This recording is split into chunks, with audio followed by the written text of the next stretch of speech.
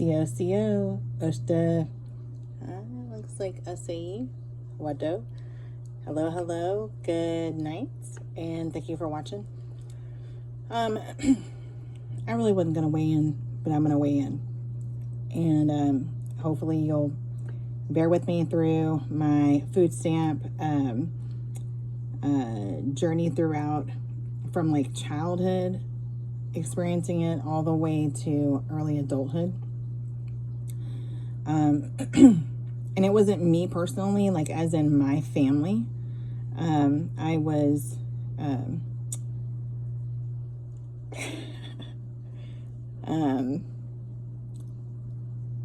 taken to my grandmother's a lot from my mother's side, and they were on food stamps. Me and my mom were poor, right? We didn't live in the ghetto, no, but I'm gonna tell you, my mother worked 3 jobs, and I was hungry. Okay.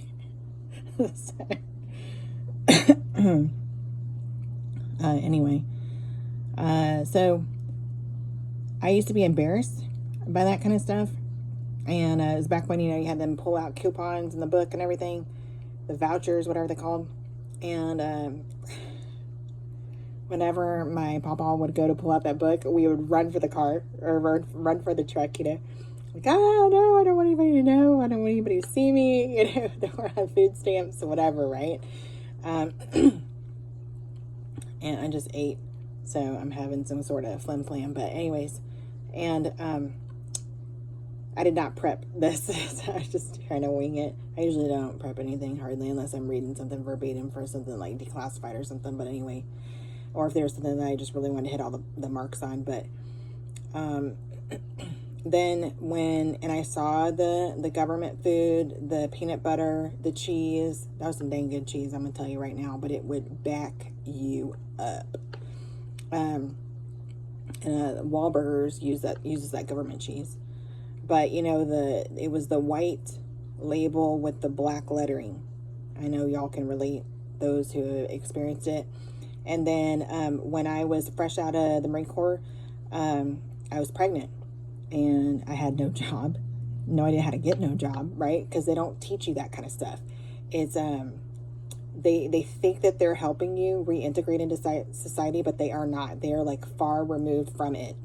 At least I don't know, that's how it was then. I don't know if it is now that way, but from what I hear, it really ain't no different. Anyway, so I was kind of like cast out, and then honorable medical discharge, by the way, so not that it's any of your business, but I'm just saying. It's like when I said cast out, I was like, I wouldn't. Anyway, and I applied for I enrolled in college, and I'm doing a video, buddy. I enrolled in. What did I just tell you about? Hey, I have a white. It has 2 O's on here. I love you dearly. Even though it's a white and it's white oval. I know. That's for your lights, and I'm so glad. Go on. Bye. I love you, I Bubba have Love. a Cedar Greyhawk, I love you. I love you. I love you too, Bubba Love. So I enrolled in college, double major, and still had no job. Looking around, trying to make ends meet before I gave birth to my kid. And gave birth to her, still no job. And it's like, what the heck am I going to do, right? Well, get on assistance. I was always told by my mother never to get on assistance, because when you get on, you will never get off of it. And she's black, okay? Like, she's black. There's no passing. There's no nothing. She is black. And my dad and his side of the family was like, look, you need help. We can only do so much, right? You need help. And so I'm like, yeah, sure. All right. I'll get on it. My mother made me promise that once I got on it, I would not stay on it. Okay. Because stereotypically, people make careers out of this. It's a generational thing. And we have seen it firsthand. So for people saying, oh no, nobody's abusing that, they are. And I saw people back when I was a little kid, they would have Mercedes-Benz, They would come in and they would get all of this stuff, and they would have like these expensive clothes and all this stuff, and then they would leave. I saw it when I worked at HEB as a teenager. I could not believe the people that pulled out food stamps. I couldn't believe it. Could not believe it. And I was just like, wow, like that's not cool. There are people that literally will buy stuff with food stamps and then go sell that stuff for their business. It's insane. During the pandemic, we saw receipts from people. One guy had a receipt for his food stamps. It was like $43,000 on his food stamp card. And I was like, oh my God. I mean, is he feeding a village? I don't understand this. As I got older, I saw people being able to buy more and more things with food stamps. You can't tell me that they can't, because it literally says it. In the gas stations, EBT is accepted. There are nail salons where EBT is accepted. People like, oh my God, on the struggle bus, when I was first married, we were in the HEB and just struggling. Our little measly cart, and then the people in front of us, fully loaded cart, and stuff that's in there, like lobster tails and stuff. I'm like, what? Or like, in any other place that accepted it at the time, and we see them buying these things, I'm like, there's no way that's, no, and boom, all EBT. And I would ask the cashier, I'm like, they accept that? And they're like, she's like, yep, you know. I couldn't believe it. We were scrimping and scraping, and just trying to get by as a newlywed couple with a daughter, and trying to figure out how do we navigate this. And yeah, I mean, because he had his biggest seizure like in 2009. We were married in 2007, and so yeah, we're still considered newlyweds, I do believe. And my God, I mean, he was out for the count, man. I mean, thank God he didn't die. But like, these people buying this stuff.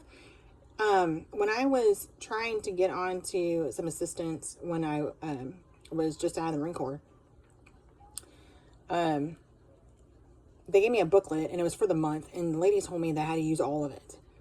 And I was like, okay, yeah, I understand. Yes, ma'am, you know. Then I went to go use it. It was for beans, rice, and milk. And I was like, it's just me. How am I going to consume like 10 gallons of milk?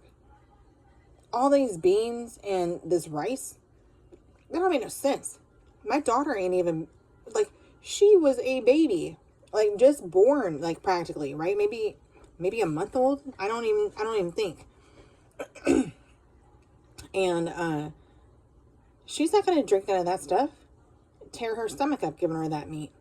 That milk. I was trying to listen to what he was saying. He's in there watching Magic School Bus. But anyways, so to me, it was a big waste. So what I did, and what I'm sure everybody else was doing at the time, was I gave it out to my my grandmother. She filled her freezer. They couldn't take no more beans, and my grandpa, they couldn't take no more stuff. And it's just like, okay, look, this is not cool. People were telling me, oh, stay on it, because once you get off it, you can't get back on. And I'm like, what? What am I going to do with all this food, man? And that I don't consume. And back then I did not know how to cook.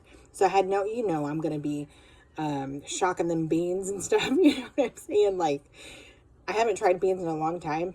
And I'm pretty sure, and the reason is because I would shock them. Yeah, I'm not sure if I'd be able to navigate that. I mean, I did master sourdough just now, so, yeah, I could give it a shot. That would be something cool to try. But regardless, I took my unused booklet, the remainder that I didn't use, I took that booklet back. And I told her, I said, can you give this to like a big family? Because I can't use none of this stuff. And I don't think that it's cool of me to keep that stuff for myself. Like, that's selfish. And so, Because, I mean, people are running out of freezer space and stuff, you know, and it's not for them. It was for me. And I only had your standard run-of-the-mill smaller refrigerator that had like that space that they make fun of in the on the TV, like where it like completely freezes over and you have like that little like thing or whatever. Anyway, I probably should have got my thoughts together before I did this because it's like a 10-minute video already. But my point is that people do abuse the system. They're abusing it now. They have always abused the system. And I have personally heard people say how much they get per kid. And they had no, like whatever of getting off of it. So yeah, firsthand experience. Thank God we have not needed it.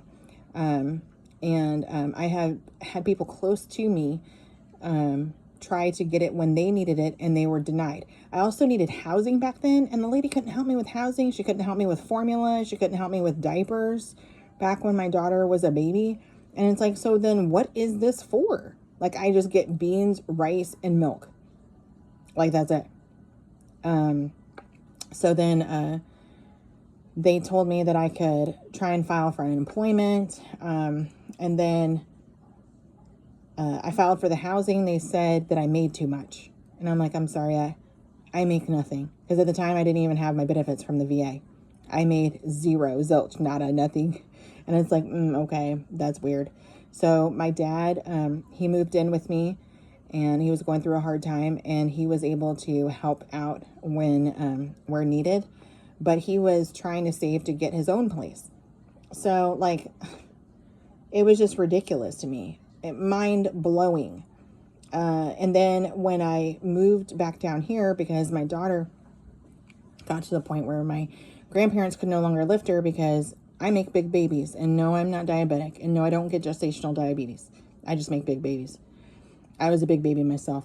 So, and now that I have a husband who is over 6 foot, yeah, I make big babies. But on my dad's side, everybody was over 6 foot.